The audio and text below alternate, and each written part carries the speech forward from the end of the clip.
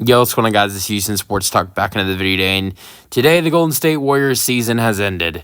You can't be very surprised with when Stephen Curry went down. You knew this Warriors team just wasn't going to play great basketball without Stephen Curry. As of what would happen if Stephen Curry played in this series, I don't know. To me, I'll say I think Minnesota probably would have won the series in 7 games. I don't think you can look at a series and predict how it would have ended up if a superstar play the rest of the series just off of one game. We're talking about a game where Anthony Edwards was terrible in the first half. Minnesota shot terrible the entire game, being a great 3-point shooting team. And there's no indication how I think the Warriors would have played better. I don't think the Warriors would have lost as badly as they did. I think things would have been better. But the other thing is, come on. There's not a lot of people that actually would think the Warriors would have won the championship outside of Warriors fans. Honestly, I don't think they would have been able to take out the Thunder. It's a hard matchup. Your starting center is Draymond Green at 6'5", and the Thunder have 2 7-foot big men in Isaiah Hartenstein, Chet Holmgren. You got Jalen Williams, who comes off the bench, who is another guy who's near 7 foot. I don't think he's exactly 7 foot, but Williams is like 6'10", 6'11", comes off the bench and plays minutes as their backup 5. They've got other size on their roster. That's a tough team to face. Great defense. The Warriors, I'll say, might have been able to win this series, but I don't think they would have won the conference finals. And that's great. They would have been around further if Curry doesn't get injured, but it doesn't get them to the championship level yet, I don't think, even if Curry doesn't get hurt. And they need to work on that. And I'll tell you there are a couple things they need to work on right away. And to me, that's adding in a big man. Look, they're not gonna win a championship without getting a big man. I don't know if it's through trade or through its free agency. And that's the thing I think I'll start off with when it comes to what they need to do in the offseason. That's added in a big man. And I'm not talking about Kevon Looney, Quinton Post. Those guys are good. I really like Quinton Post. I really like Kevon Looney. But they need a better big man. They need to add in a 6'10" or higher center, and that is why I'm gonna start talking about a guy that I think they should bring in. It'd be better than not having a center, and to me that is Clint Capella. I think that's a good fit. He's a good lob threat. That's one thing, and I think he'd be a good fit. He's a free agent. It's probably one of the best options you could look at the center option. I would look at Brook Lopez. I think he's a good option because he not only is he 7 foot, but he's a 3-point shooter.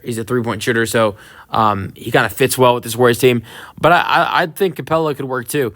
Look, this Warriors team, you look at when they win their championships, those are with great big men on their roster. Andrew Bogut, Zaza Pachulia. I don't really like Zaza at all, but Zaza.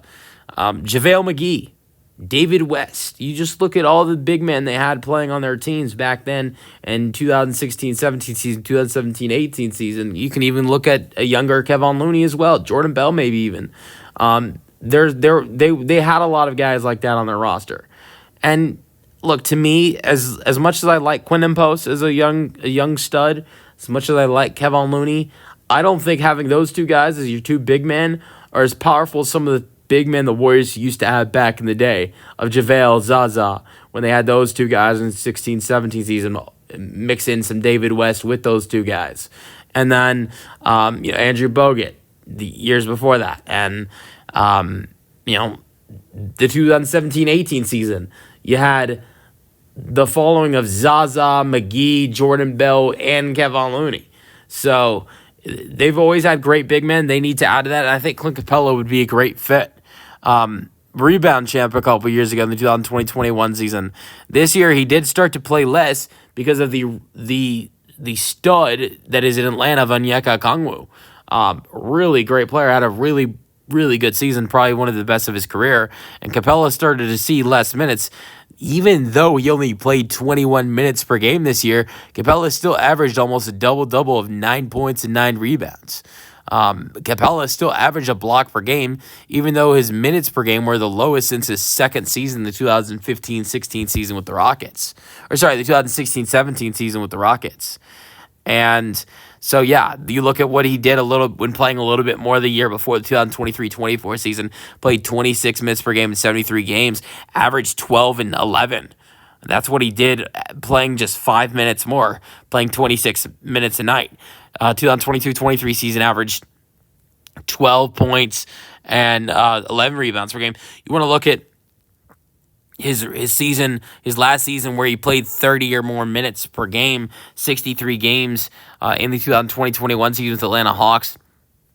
Finished sixth place in Defensive Player of the Year, 15 points per game, 14 rebounds per game, and 2 blocks per game. 2019-20 season with the Rockets, 39 games, 39 starts. He had 14 points per game, 14 rebounds per game.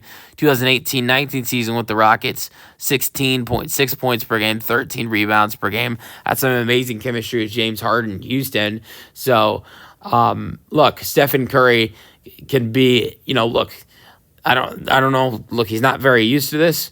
I don't know if he's really had a guy like this, if you could say he's really had a guy like this since JaVale McGee, but a guy that's going to be a really big lob threat like Clint Capella is. And that's something that Stephen Curry, I think, could be great with, having a lob threat like Clint Capella. And you can look at the same thing, like Draymond is such a gifted player offensively. I hate Draymond, but he's such a gifted player offensively when it comes to finding, open players and making the right plays offensively.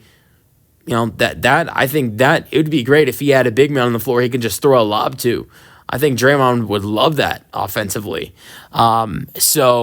But yeah, I think Clint Capella would be a major addition for this Warriors team.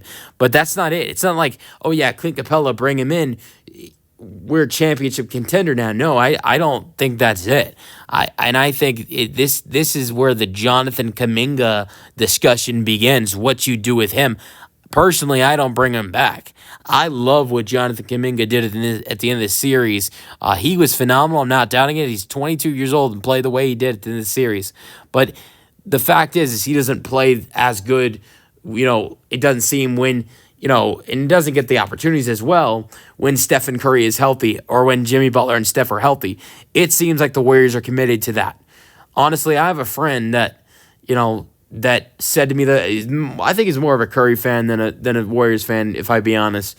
But said to me, if he said to me on Saturday, if the Warriors, what would be best for the Warriors would be really if they just traded Steph, because their future without, this was after Game 3, their future without Steph is terrible. Their future might end up being best, in the future without Steph if they actually got some good assets for Stephen Curry. I don't think he wants to see Stephen Curry traded, but that is a good point, that maybe the best thing for this Warriors team would potentially to be trade Stephen Curry, because that's a good way to secure a good future. But that's something I don't think the Golden State Warriors do. You know why? Because Stephen Curry, I think he wants to be seen as a guy that played for one team in his career, and he wants to be seen as a guy like Kobe Bryant, who only played, like, you've got some legends who only played for one. You look at the Larry Bird, Magic Johnson, Kobe Bryant, some of these legends that only played for one team in their career. I think it sucks. You look at Michael Jordan, and he played with the Wizards at the end of his career, so you can't count him. But so many great players who sticked on one team, and that was their legacy. Stephen Curry's, I'm not going to say his legacy is ruined if he joins another team, but I think his loyalty is a big part of his legacy as well. And that's something that could potentially be, I'm not going to say ruined, but it definitely could hurt his legacy, by playing for multiple teams. And I don't think he wants to leave Golden State. I think he's too loyal to leave Golden State or ask out. So do I think they should trade Curry? No, I'm not saying that.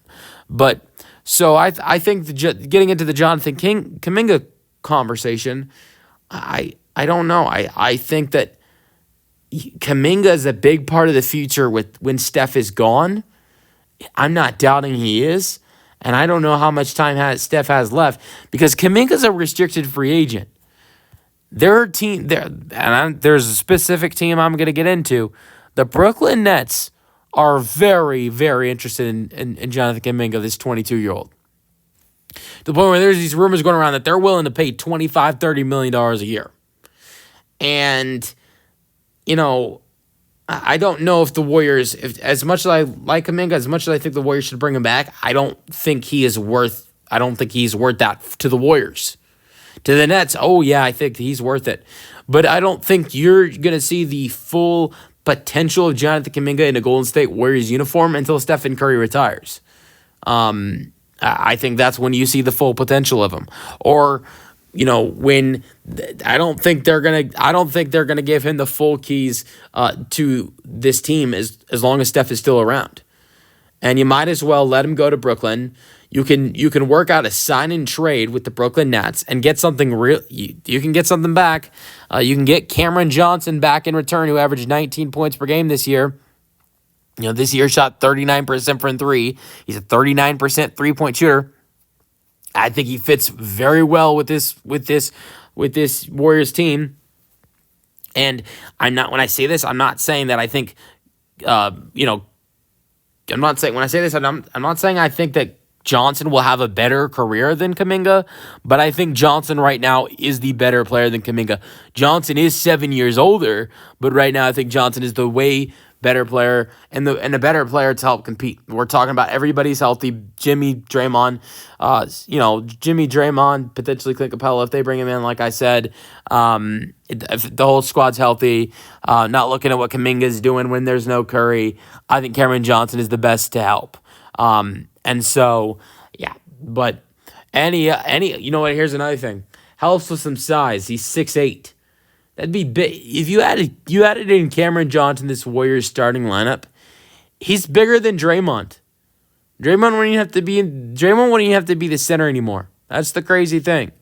So, yeah, this is where I want to get into what everything else, because you've got Quentin Johnson and Guy Santos who have team options. I think you exercise those. I think those two guys are a big part of their team. Outside of that, I don't know how people are going to react to this, but Kevin Looney, it might be time to let him walk and let him move on because, I think he's going to want to go somewhere he can play more and be, and be more involved in the team because the last couple of years he's seen less minutes.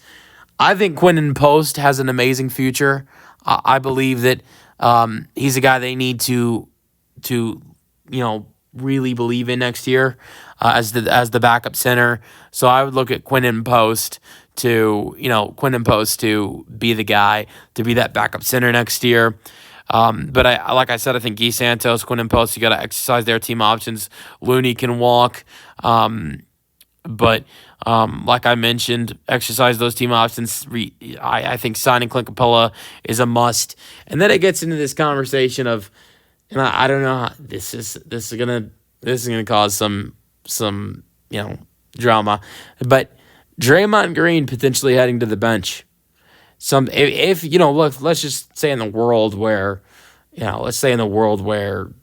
the sign and trade happens, Jonathan Kuminga signs a 4-year, $100 million deal with the Nets, and the Warriors get back Cam Johnson in return in the sign and trade, and they sign Clint Capella.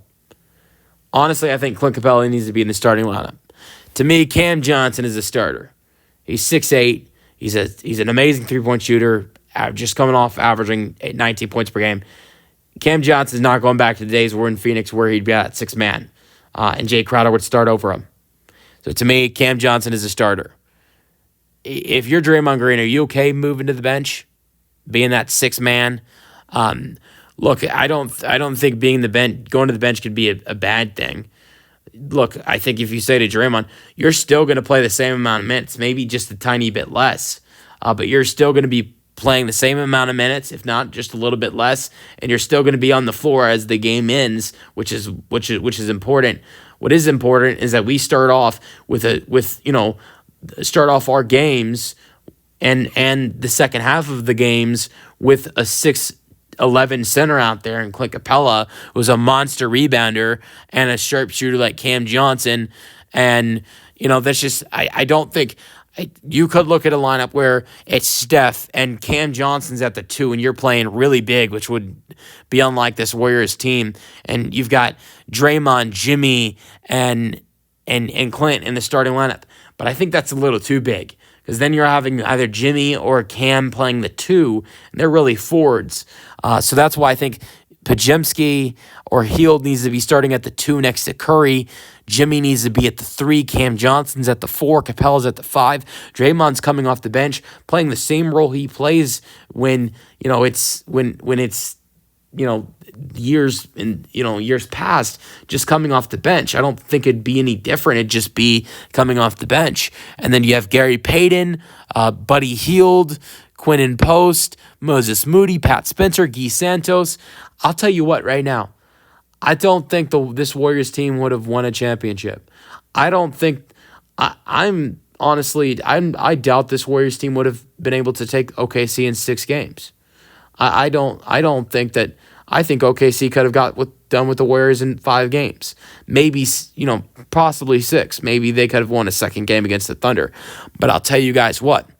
If this Warriors team adds in Cam Johnson and they add in Clint Capella and they get Curry healthy and they've got the squad I just mentioned, then the Warriors, to me, have a much better chance of winning a championship next year than they did than they did this year. But they need to add in a center, and they need to make a Kuminga decision. And I think I'd do the signing trade with the Nets. Let me know your thoughts on the Warriors offseason in the comment section, and peace out.